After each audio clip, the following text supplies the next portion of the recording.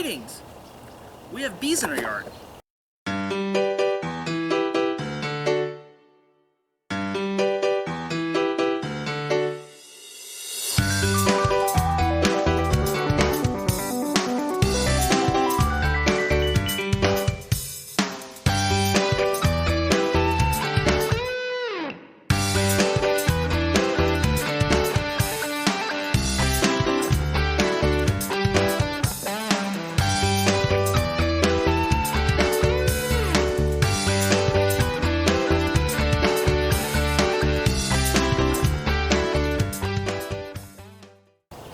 You can't see them, they're behind me.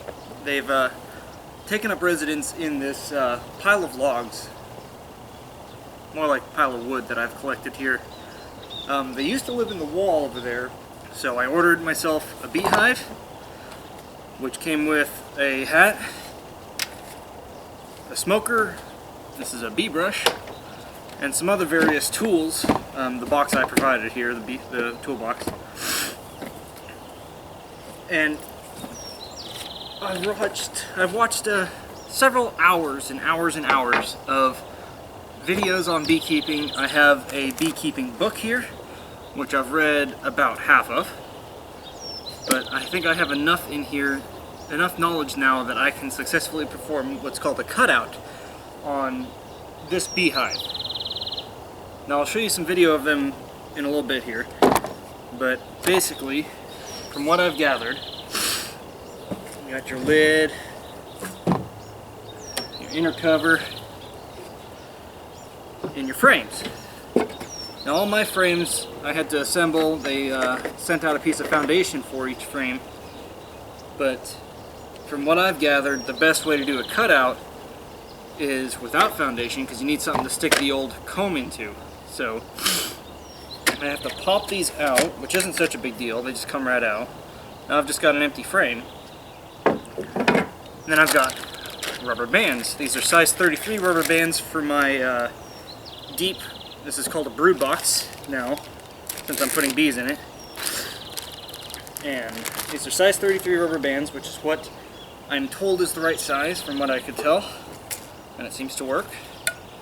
And basically you just lay your comb inside here, and you hold it in between the two pieces of rubber band, and the bees will bridge the gap here and get that comb to stay in place. I do have another beehive, a flow hive actually, coming probably about 3 weeks, 4 weeks maybe, and that will be what these bees actually are going to live in. This is just to get them out of the wood pile before they get too established and makes it too difficult to actually remove them from the wood pile. So once it warms up just a little bit more, I do see that there's a bit of activity, but I want to get a lot of the field bees out of the beehive before I go in there, so I'm not dealing with as many bees. Hopefully it's not too big of a deal. I am wearing the wrong clothes for this at the moment, so I will have to get changed. I don't know that I have, you're supposed to do it in a light colored shirt, long sleeve shirt. I don't know that I have any. So I'll see what I have and what I can manage to do, because the thought is if you go in there with dark clothes, they see you as a predator. So they might try and sting you, which is obviously why I have the hat. In the box I have some long gloves, go up to about here on my elbow. So hopefully it's not too bad. I sort of expect to get stung at least once. The smoker will also help with that. Luckily I have a pine tree that drops pine needles, you know, perfect for smoker fuel. It did come with some smoker fuel. I'm going to be using that first. But yeah, we'll get this going, leave it a little bit longer, and take you along for the ride. Back here is where the original hive was, inside this block wall. See if I can take a peek, see if there's any bees in there anymore. But they were just robbing this hive last time I saw them. Yeah, there's a couple bees down in there still.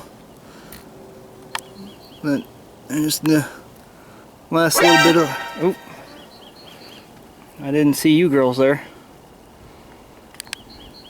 The last little bit of the hive is in there. Looks like they're still collecting something from it, so I'm just going to leave it alone. Once I get the other hive set up, I will go in here, remove this, and then try and get that bit of comb and such out of there. Let's see if I can get stung here. But here are my girls. They are quite active at the moment, coming in and out of that hole right there. This is the pile of wood that I have to work with. I've got to get it all unburied and unstacked off of that pallet. There's actually a pallet under there. So I'm in for quite a bit of work ahead of me to get these girls out of here. Well, the only light colored shirt I could find is this button-up shirt. I do have a shirt underneath it. Doesn't really provide much protection in the arms, but maybe it will slow their aggression a little bit. I do want to thank the people I've watched that have assisted with my learning in this. That would be the bug farmer, right? Yeah, the bug farmer. The Bush Bee Company. And this is just a little bit of isopropyl alcohol to get the fuel started. Who else have I watched? Vino Farms. That's another good one. Of course that went out.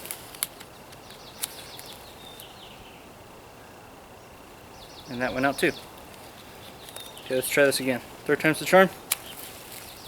As I burn my gloves. Fourth time.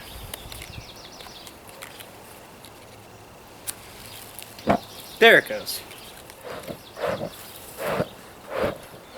And just kind of pump away at it.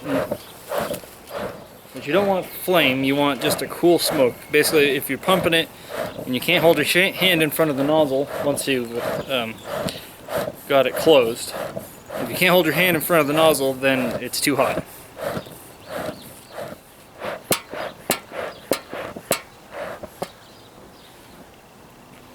Let's see what that does. Lid on. There we go. So now I got some smoke. Alright. The smoker's going. Let me get my veil on.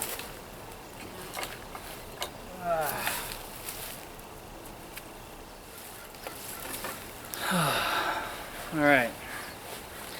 Let's get the camera set up to where you can see what I'm doing. I think the activity's already died down with the presence of the smoke here, which is kind of nice.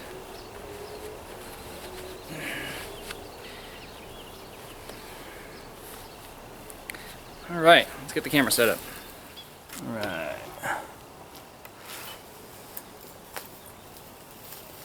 So we'll just give these girls a little smoke.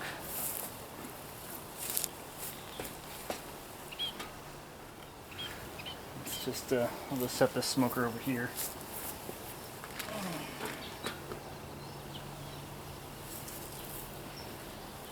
And we'll get started with some wood.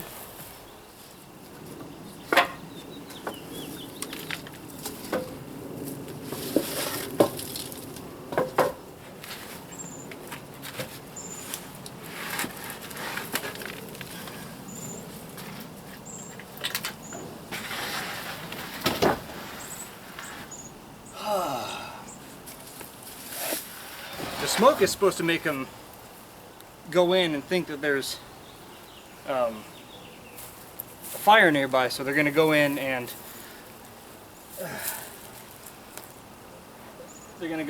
gorge on honey because they think a fire's coming to destroy their home.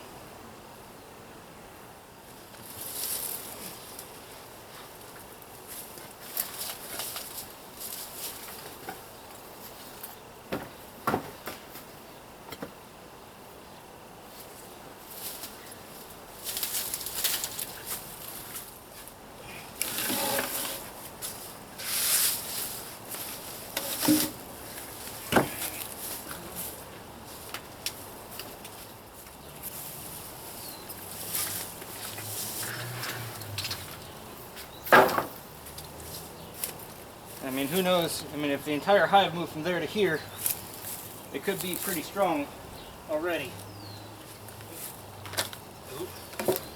Oh my God.